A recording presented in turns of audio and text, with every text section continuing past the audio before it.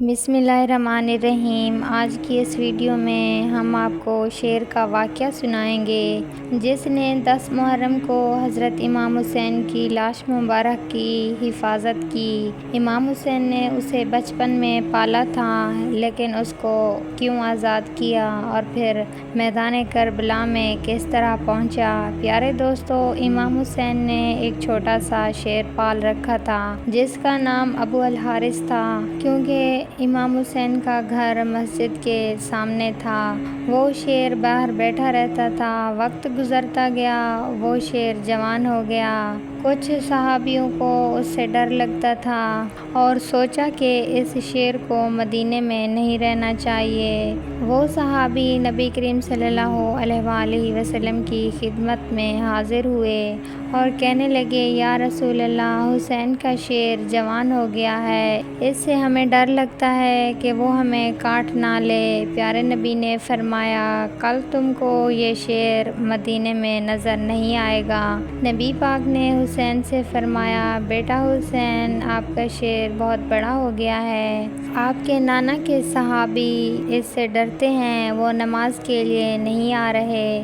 ان کو ڈر لگتا ہے کہ شیر ان کو نقصان نہ پہنچائے۔ نانا جان، کل آپ کو یہ شیر نظر نہیں آئے گا۔ جب مولا تہجد کے وقت شیر کو خوراک دینے گئے تو ابو الحارث نے کہا، اے مولا، آج اتنی جلدی؟ مولا حسین نے ساری بات ابو الحارث کو بتائی۔ ابو الحارث نے کہا، ٹھیک ہے مولا، میں چلا جاتا ہوں، پر ایک شرط ہے، پر دوسری ملاقات ہو۔ امام حسین نے فرمایا، ٹھیک ہے، تاریخ یاد رکھو، 61 ہجری 10 محرم کو میدان کربلا سے تمہیں آواز آئے گی، بس آواز پر چلے آنا اور ملاقات ہو جائے گی۔ ابو الحارث نے کہا، مولا، مجھے کون آواز دے گا؟ کیا آپ دو گے؟ مولا نے کہا، نہیں۔ ابو الحارث نے کہا، پھر آپ کے بھائی حضرت عباس آواز دیں گے؟ تو آپ نے فرمایا، نہیں۔ پھر پوچھا، اے امام حسین، پھر مجھے کون آواز دے گا؟ امام حسین نے فرمایا کہ میری 4 سال کی بیٹی سکینہ تمہیں آواز دے گی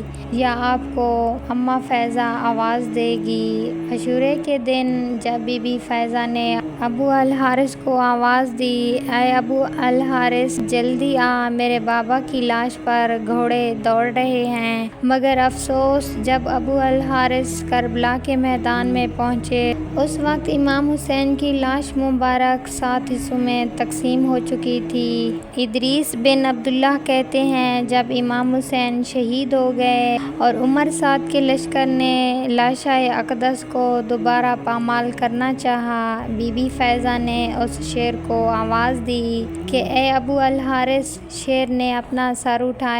بی بی فیضہ نے کہا، کیا آپ کو پتہ ہے یہ لوگ تمہارے امام کے ساتھ کیا کرنے والے ہیں؟ ان کا لاشا دوبارہ پامال کرنا چاہتے ہیں۔ یہ سن کر شیر امام حسین علیہ السلام کی لاش پر آیا اور لاش اقدس پر بلند آواز سے کہنے لگا اور دونوں ہاتھوں سے لاش اقدس کو چھپا لیا۔ لشکر والے آئے تو انہوں نے شیر کو دیکھا۔ عمر سعد نے کہا، یہ فتنہ ہے، اسے جوش نہ دلانا اور واپس لوٹ جاؤ۔ سب واپس لوٹ گئے۔ جب فیضہ نے شیر کے آنے کی خبر جناب زینب کو سنائی اور اسی طرح لاش ادھر پامال ہونے سے محفوظ رہی۔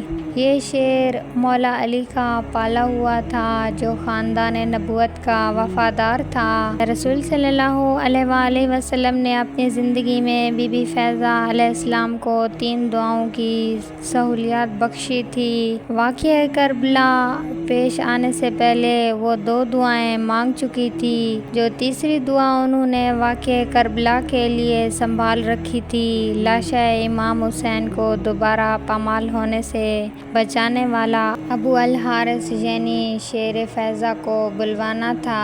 سلام ہو رسول صلی اللہ علیہ وآلہ وسلم پر، سلام ہو امام حسین پر۔